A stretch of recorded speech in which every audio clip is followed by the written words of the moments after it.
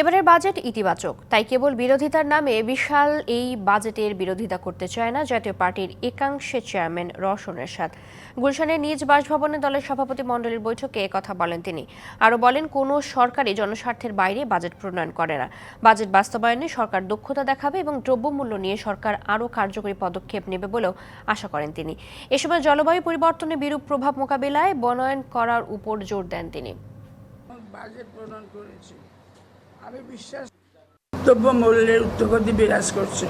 আমার দেশে ঘুষ, দুর্নীতি, বেকারত্ব, স্বাস্থ্যসেবা সমস্যা এবং পরিবেশগত বিপর্যয়ের মুখোমুখি আমাদের হতে হচ্ছে।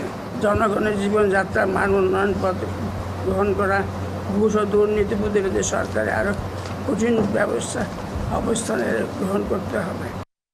নগদে 500 টাকা বা তার বেশি পেমেন্টে পেতে পারেন ঢাকায় জমিসহ 20 কোটি টাকার পুরস্কার।